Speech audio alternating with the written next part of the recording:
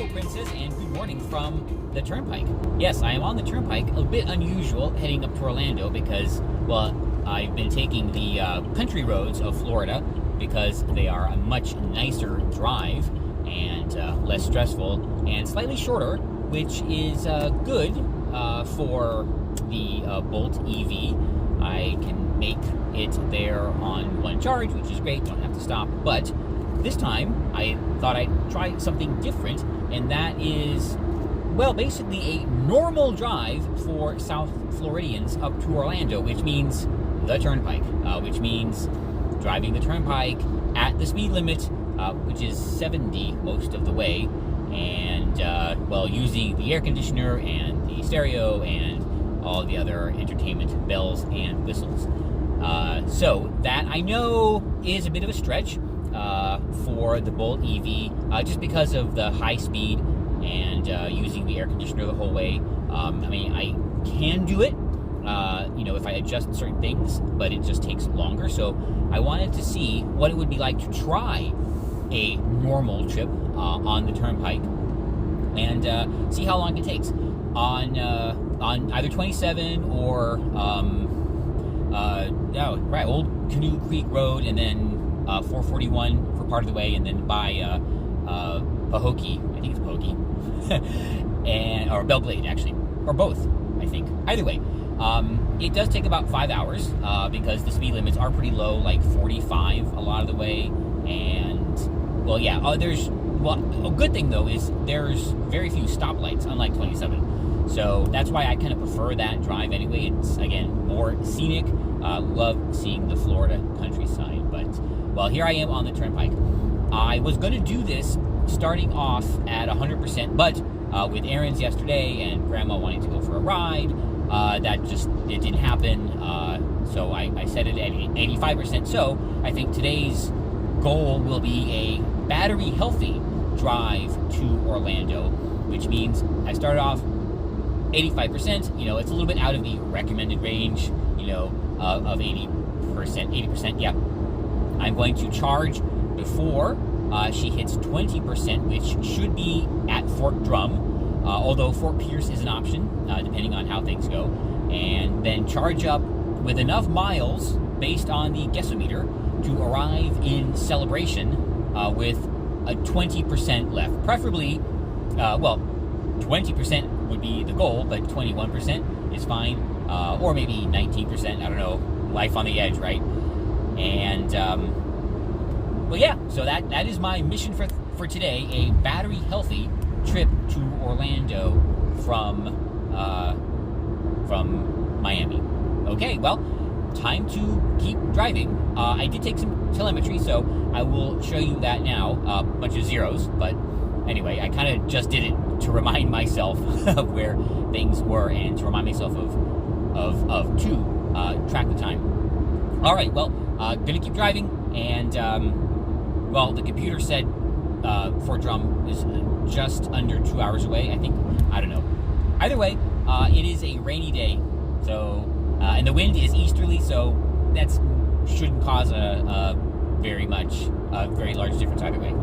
Okay, well, I am going to keep driving. Just keep driving. Just keep driving. I guess we used 0.1 kilowatt just starting the car and cooling off the cabin. It's only been a minute. But as for everything else, we are starting at 0. The average, I might go up a little bit, and I did remember to reset the timer and average miles per hour, and tire pressure is all good. It'll go to 39 once they warm up. So we are ready for our trip, fully charged. 85% is what we are leaving with today. I would have started with 100, but with errands and Grandma wanted to go for a ride yesterday. Didn't have time to fully charge, but that's fine. So we'll just turn this into a healthy battery range mission. You know, keeping between 20-ish and 80-ish% the whole way, and see how that goes. All right, maybe I repeated myself, maybe I didn't, but anyway, let's continue the journey. All right, Princess, quick update. About 100 miles from Fort Drum, and the guessometer says 163 miles of range, and the little prediction bar just keeps like going up and down a little bit. So I expect to get there with about 60 miles of range, which is just over 20%. So that's going to be perfect, actually. We'll see when we get there. And right now, I guess you can see behind, but I'll show you what is ahead. A traffic jam. This is normal for the Turnpike. No matter what the weather or what's going on, very rarely will there be a time when you can drive this without some kind of backup. The reason, well, one of the many reasons I actually prefer the other route, even though it takes longer, is because this just never happens. It never happens on 27. It certainly doesn't happen on the other route. And, well, I don't know. See, this is what kills your time. It looks like maybe something happened up there because you saw the arrow, but anyway, approaching the toll plaza, things are going fine. Battery-wise, I am benefiting from the cloud cover. It's only 82 degrees, so the AC's not working too hard. That does save a lot of energy, and like I said, the winds are out of the east, so not a huge factor right now, but things can change. Alrighty then. Well, this is going to last a few more minutes. Yes, it was a classic, I guess, weather-induced fender bender causing all of that. So we are past it and moving along, but maybe heading into a little bit of rain. So that's going to be the case probably the entire trip. All right, it's fine. It's Florida. Well, I guess now is as good a time as any to just talk about something real quick. Not really a lesson, but I guess kind of a reminder or whatever. I just found out that, well, guess what? There's Koof on the ship. Not on my cruise, but right now, yes, Adventure of the Seas. Apparently they found something and took care of it. It was fine. And I just want to remind everybody that everyone on my cruise, everyone sailing now, especially in the beginning, knows what we're getting into. And I never had any expectation that it would be a completely uneventful cruise in that respect. If it had been found on our sailing, okay, not a surprise. No more shocking than it would have been if somebody, I don't know, got the flu, I know, or noro, or any of the other things that's just common on ships. So, yeah, I know people on board still. Everything's fine, and I mean, hopefully the rest of the passengers are able to safely get to Nassau and fly home. And, well, it was going to happen. If it had happened on my sailing, I'd be saying the same thing. I don't care. Haven't for a very long time. But I hope they had otherwise as great a sailing as I did, because, well, you know what? We're back, and I am looking forward to the next one. We'll see how that goes. Some things are still in flux, but because, like I said, or like I always expected, the winning in Florida continues, especially against those nitwits at the CDC. So who knows? Maybe things will ramp up faster than anybody expected. We'd love to see that. Things are going, well, on plan. Just past Port St. Lucie Service Plaza. Fort Drum is 40 miles away, and with 90 miles of range. Okay, now looking at getting there with 50 miles on the guessometer, which I think might be a little under 20%. We'll have to see, because the gauges don't necessarily match, and the guessometer does adjust based on certain conditions, so we'll have to wait until we get there. But totally fine, well within the predicted range. And yeah, so there we're going to charge. There is an FPL Evolution charging station. It is up to 350 kilowatts, so hopefully we can get the full 50 kilowatt capability here on the Bolt EV. When I get there, I will run down all the current telemetry and then calculate the number of miles I need to show on the guessometer to arrive in celebration with 20%. So we'll just sit there for that amount of time, and yeah, and well, then charge up. So total distance up to now 129 miles. We are averaging 4.2 kilowatt hours per mile. No, I'm sorry, 4.2 miles per kilowatt hour, and that is about what I expected. I I've gotten less when it's hotter, so the AC is not working as hard as it has, which is great. And, the drop in arrival range from 60 to 50 is due to the increase in speed. When I did the last sort of rough calculation, that was in a 65 mile per hour zone. And up here, I think north of Palm Beach, it is finally in the 70 mile per hour zone. So I am doing exactly the speed limit, and that's why that arrival mileage dropped a little bit. It's all wind resistance, so which increases exponentially as speed increases. So it's basic fluid dynamics. We'll talk about that later. Don't worry. Service Plaza, 1 mile. That would be Fort Drum. And here we are at the Fort Drum Service Plaza. I've stopped here twice, I think. I have driven Miss Liberty to Orlando before and have had to stop here just for reasons. And pretty sure I remember where the charging station is. It is all the way... It's on the other side. So is it here or on the other side of this this set of fuel pumps? Okay, must be over to the left. All right, so just gonna swing around here, and yeah, there they are. Okay, they're all clumped together, so all the superchargers and the evolution station is all together. And okay, yes, I saw that, but it's weird because that comes this way. Sorry. Let's cross, and here we are. Okay then, let's find a spot and get charging. These are okay. I think these cords reach all right, unlike Port St. Lucie or West Palm Beach, where they're way too short and you can't park anywhere near them. Okay, let's I don't know, get the app fired up and get her plugged in. Nope, actually gotta do, but you know what? Let's do the telemetry first. Let's start with the basics. Okay, so we've driven 166.6 miles, averaging 4.2 miles per kilowatt hour. Not too bad. And see, tire pressure went up as they get warm. Averaged 57.7 miles. Most of it was 70, but with the Palmetto and a weird detour, well, not really a detour, but whatever map said, take the airport expressway, so I did. So yeah, 57.6, not too bad. We've been underway for 2 hours and 48 minutes, and I'm going to leave this running because I want to count the total time, you know, with charging and everything. And let's see. Okay, there we are back there. All right, so next, okay, 19%.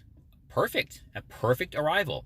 So the goal was 20%, 19 is fine. If I had been going a little bit slower, then yeah, it would have been 20%. So we are still in healthy range, no problem. So now I just need to figure out how many miles show up on the guessometer, which is showing 58 right now, to arrive in celebration with 20% battery. Okay, so I'm going to do that, then get charging, or actually you should start charging first, and then do all those calculations. Okay, and I might even step inside for a moment, take a quick personal break. All right, let's get plugged in. And the good news is we are charging at 49 kilowatts, which is more than the other apparently 50 kilowatt fast chargers do. I think these are higher. In the app, they show 50 kilowatts, but I would not be shocked if these were higher, because in an application like this on the Turnpike, 50 kilowatts is kind of a low power. Anyway, okay, time for the math. That was easy to figure out. 136 miles is what the guessometer should show before I leave. And it was super easy because since I got here with 19% battery and 57 miles on the guessometer, I just added 3 miles. 60 would have been about 20%, which is my target. So all I need to do is add the number of miles on the guessometer to my destination in celebration. So that's 136. I think it's 136. Is that what I said before? Whatever. So yeah, actually that turned out to be quite easy. If I go over a little bit, that's fine. I don't need to arrive on exactly 20%, although that would be the goal. But okay, super easy. So when she reads 136 miles to go, that means I'm ready to head out. So okay, I'm gonna take a quick break now, and I think over there or over there, I'm not really sure. They just built a new one in the last probably 10 years. I don't know, I rarely stop here. Okay, that and back, then underway. I had no idea there was an Earl of Sandwich here at the Fort Drum Service Plaza. Interesting option. I was actually thinking about just getting one tonight, but I would of course do that at Disney Springs, and not in the mood for Nathan's, Arthur Teacher, KFC, or Wendy's, so onward we go. Quick break, no reason to take any longer. I have at least 20 more minutes to wait here, but this is what you're supposed to do when driving an electric car. Plug in, charge, take a break, and then carry on. And since I'm not charging all the way to 80%, and we'll be out of here a little bit faster than I guess you're supposed to be.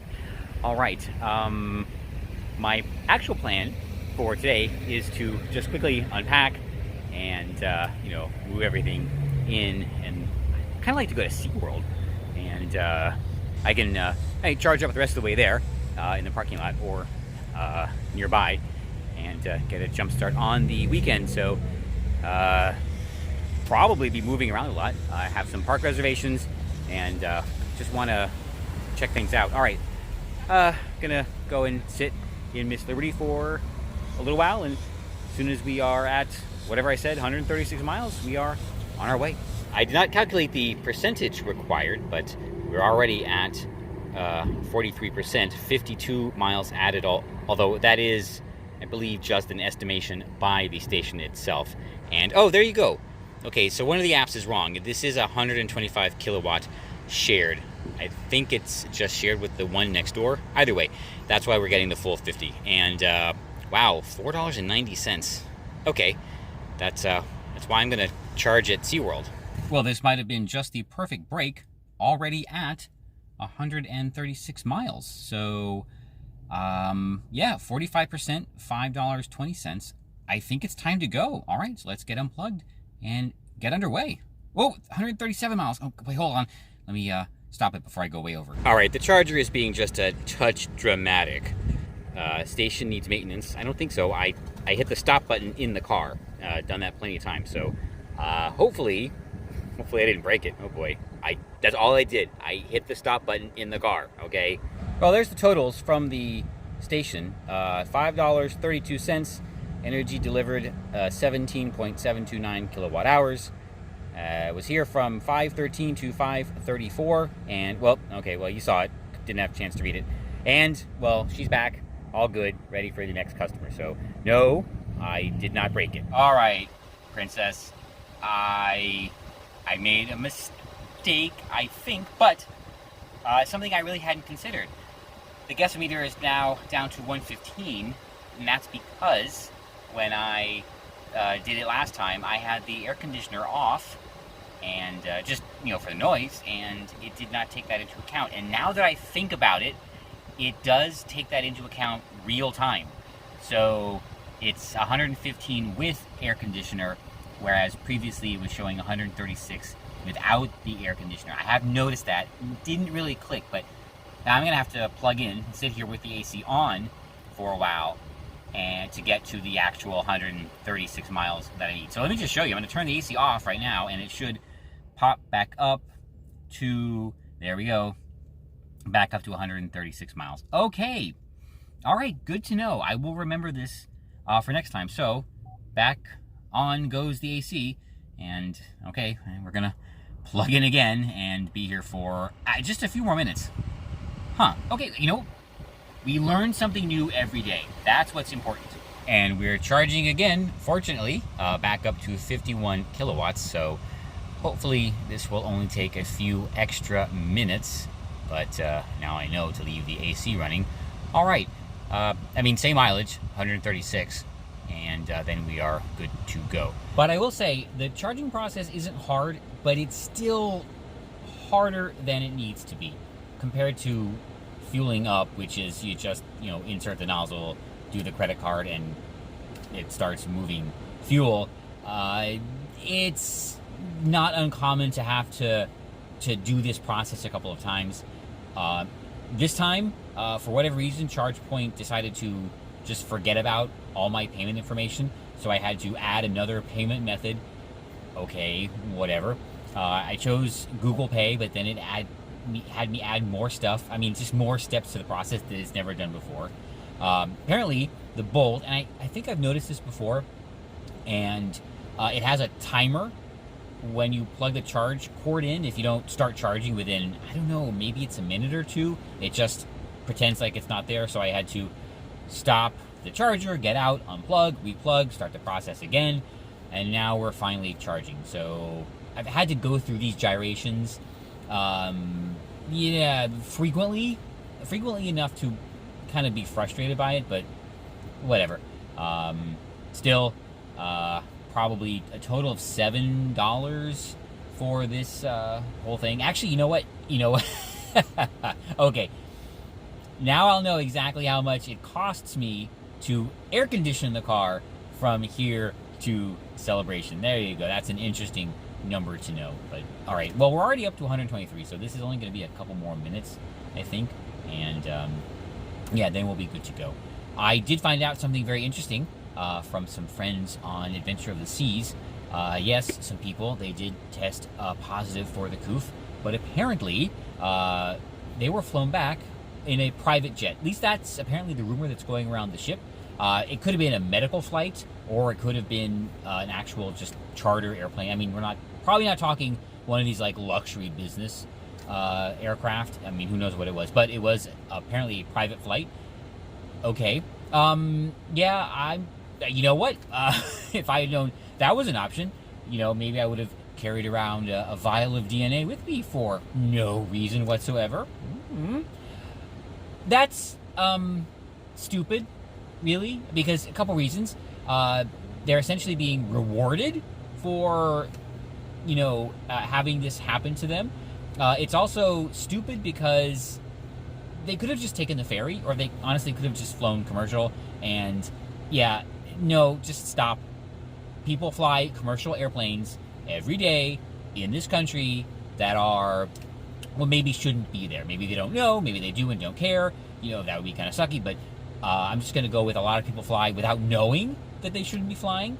It happens all the time. So yeah, these two kids, not going to make a difference, especially with well, actually, I don't know where they were going. So if they were just coming to Florida, like a half-hour flight, really.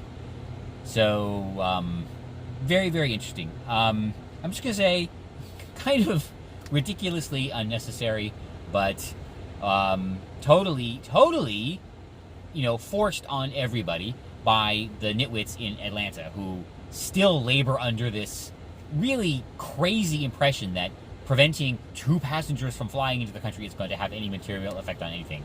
I mean, honestly, how much more out of touch could these bureaucrats be? I mean, this whole prevent from entering the country, that flight departed a year and a half ago. So, yeah, okay, it's time to just give it up. And, oh, well, look at that. We're already at 130, so I could vamp for another minute to 136, but then I would go over because I have to stop and, well, probably going to watch the charge station complain again about being cut off. I think these things are very moody. All right. Well, I will update you from the road. How's that? And it looks like it's probably going to cost me about $2 to run the air conditioner from here to Celebration. Oh, by the way, these are not residential rates. These are like, I think I'm paying 30 cents a kilowatt hour or something like that, where a regular residential rate is under 10%, 10 cents, I think. So that's just something we deal with. The good news is the charger did not throw a fit this time. So this time, $2.33, 7.783 kilowatt hours. Here, 9 minutes, and it goes away too fast. You saw it. All right, time to go. Heading out of Fort Drum Service Plaza, or at least attempting to head out of Fort Drum Service Plaza. Looks like there is some drama on the Turnpike northbound. There was on the big sign, it said car stopped 6 miles ahead, but hopefully this is just merge traffic. I don't know. Anyway, Well, we're heading out of here with 140 miles of range, so a couple extra, no problem. And this is going to take us up over the finally opened northbound Turnpike to southbound 878, whatever 874, that little expressway that goes by Celebration. I know it only took them 5 years to build or whatever, but I think it just opened a month or two ago. So this will be the first time driving over that. So maybe worth the trip, maybe not. I don't know. It's just an overpass.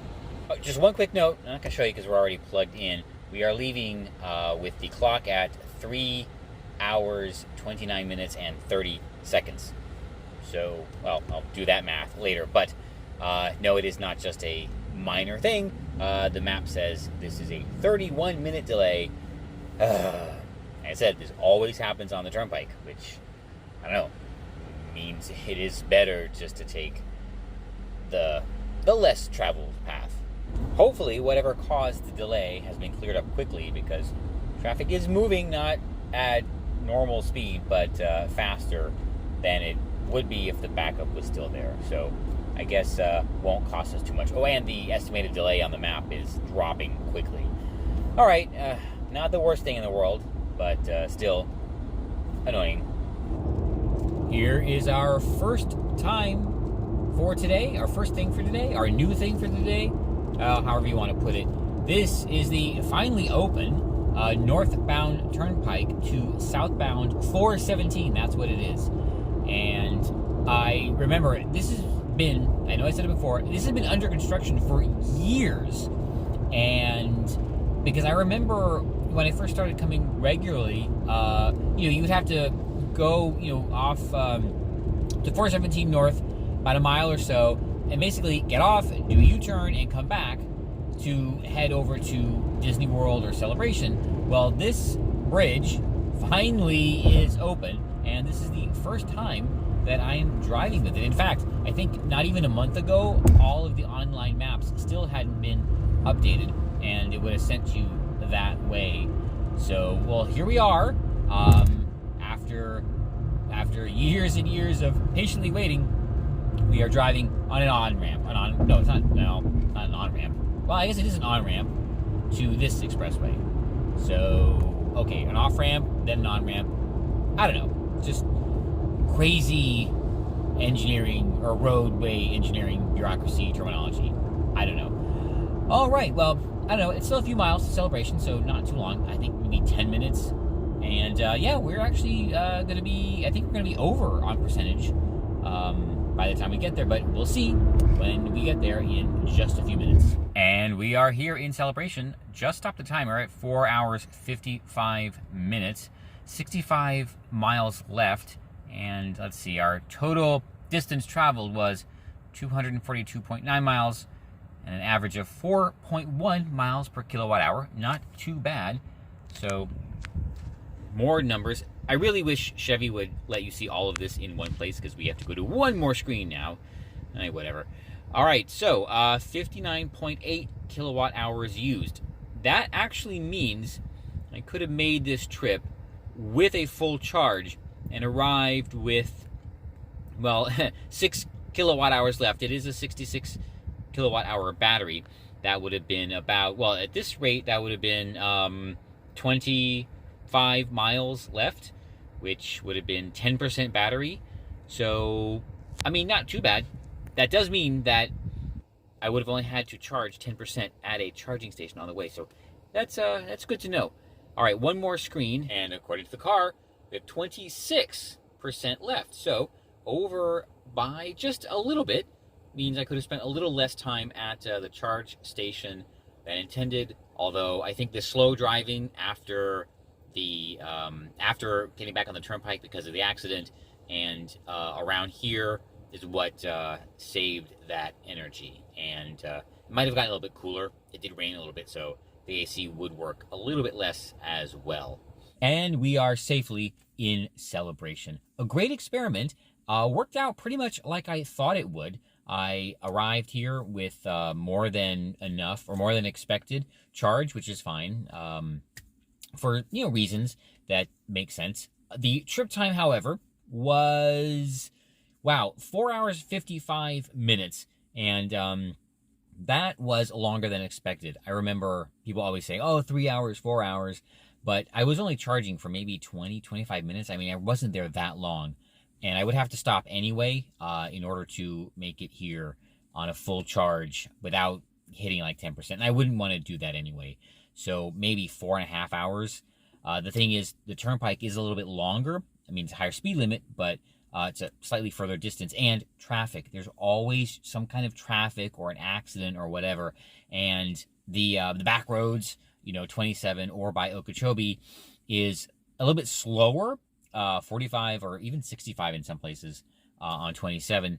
But there's never any traffic. There's never any accidents.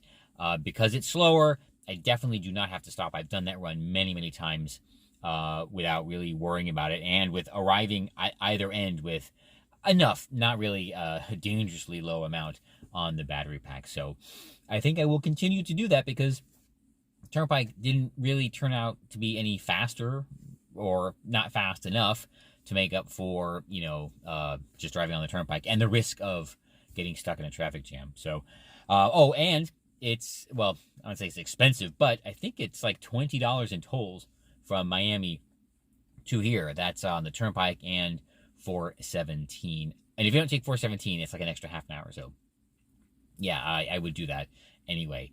Plus the extra cost of charging at a charge station versus charging at home, or even here in Celebration where they do charge residential rates for the chargers.